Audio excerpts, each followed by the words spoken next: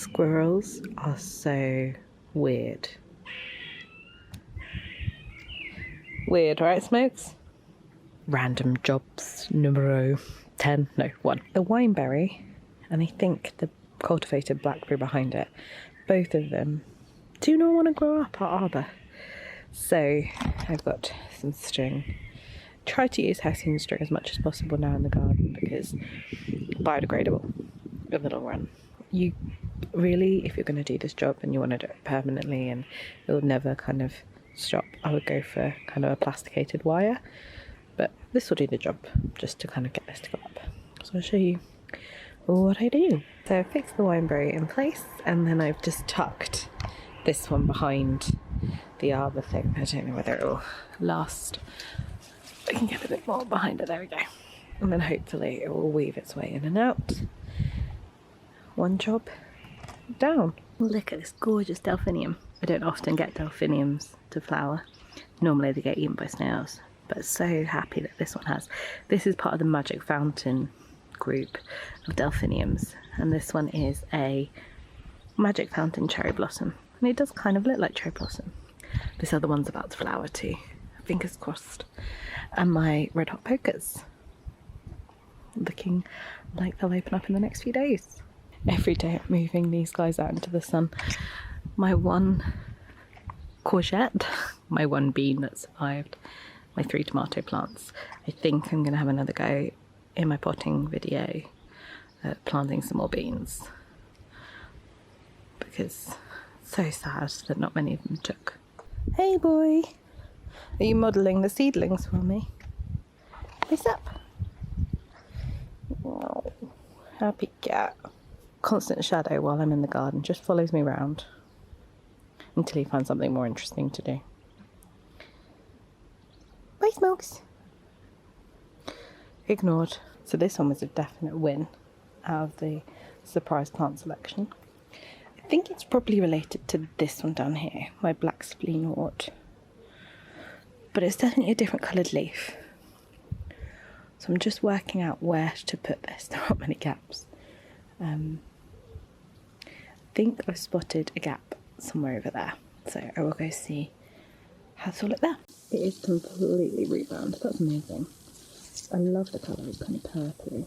So I'm going to put it down here and show you what it looks like in the second. Let's see what it looks like from a distance. Awesome. The reason why there's a gap there is because this little fern will survive. But just loving the fernery, it's looking so good. So for these two, the heather and the saxifrage, they obviously are most suited for the rockery. Now it's finding a space. My rock roses have completely taken over. They are beautiful. I think at the end of this season though, I will trim them back. I have a red saxifrage just over there. I have a white one here, and they do really succeed in areas where they're kind of between the rocks. They do quite well there. So I've had real trouble populating this top of this bit of the rockery with anything. So I'm going to try this saxifrage out kind of between these rocks here and see how it does here. I've got this little plant here that has survived, but overall I think it just, when things are newly planted, constantly being dug up by any creatures going. The heather could get quite big, might stay that small, but over there, I never remember the names, bugle something or other, that thing will spread like wildfire. Now when I first got it, it was quite small, it's the one with the like spike-like flowers, but it's starting to spread, and I think what I'm going to do is before it takes over the thrifty area, I'm going to take it out and move it toward the bottom of the rockery like this one, because I quite like how that cascades off. And then I know that it should only be there, and it doesn't, if it gets onto the main rockery I just pull it out. So I quite like that. So I'm going to move this one, which is a slightly darker version of it, down below where there's kind of rock I'll show you in a second, and put the heather where that is. And that will mean that when I remove that, there'll be a big enough hole for me to add ericaceous compost, which I have behind me in this pink bag. The saxifrage has been put in here, and it's called, I didn't actually read the label, it's called White Pixie. And then the heather, which is, I have tried heathers before and they haven't done well, but I'm going to make sure I water this one in well. I've created a new peak, just been placed on that. And this is called Jack H. Brummage, presumably named after the person that made the cross or a family member related to that. Got these lovely pink flowers. What we hope is it will fill in this space, get quite big. It says it can grow up to 30 centimetres tall, so it should be good. I won't plant anything around the base of it for the moment. I moved one of the thrifts down into this crevice here, and the bugle, whatever it's called, mask will be good and right in there, has been moved down here. So I'm going to water it all in because it's looking a little bit tired. You know that I love a good recycle within the garden, and we were really lucky that when we came here, obviously somebody had loved the garden before we got here and they'd been neglected for a number of years, and so they had lots and lots of pots around the garden that were just either had just weeds growing in them and things like that. So we went round and I was persistent and I only got rid of ones that were broken. I have 5 of them, but these 2 are slightly larger, so I'm thinking of keeping those back for another project later on. But I've got these 3 here that are all about the same size, and these 3 plants which came from the bundle. The petunias can get really big, which is partly why I didn't want to put them maybe in a pot with other things. If I put 1 per pot, and this pansy's looking gorgeous, so I think it will do really well in just a pot on its own. They're all nice purples and darks. It's almost like they knew what our brand colour, because Lawrence's a nice favourite colour is purple. But also the wonderful thing about these is they have these handles, so what you can do is move them easily, but also if you wanted to, you can put them up on a hanging basket hook. So if my hanging baskets maybe don't look so good later on in the year, I can switch them out for these.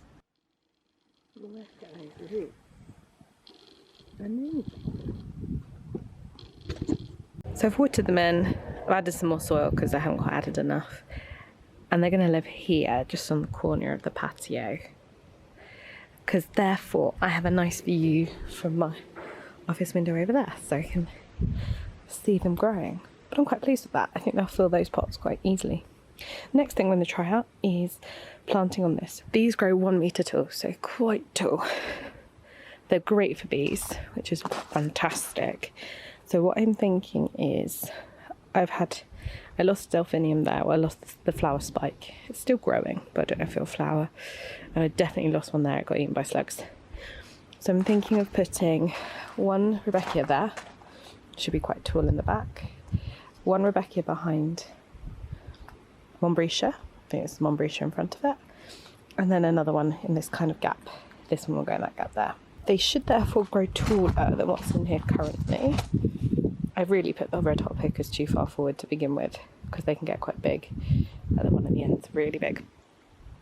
But I might move those further back in the future. There's not normally much growing behind them.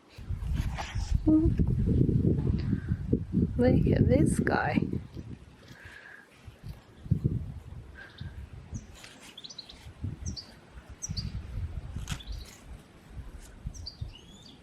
There to distract you. That's his head. That's so cool. I'm not very good at recognising caterpillars, but maybe I'll look it up, see what it might be. These are semi-hardy or hardy fuchsias. I can never remember which ones I put in which pots, but some of them do manage to overwinter. Now normally what I do is put a fuchsia in a pot and I put something like lobelia around it. These have got quite a lot of weeds in. But what I thought I'd do this year, slightly differently, oh that might be a baby foxglove. What I do slightly differently this year is instead of buying in lobelia, I'm going to weed these, and then I'm actually going to sow some lobelia seeds. So I've had success this year with growing some lobelia, but it's very, very tiny at the moment. So what I think I might do is sow some directly into here, because it's quite delicate to plant on, and so if I sow it directly in, should be fine. In fact, this one might already have some lobelia growing.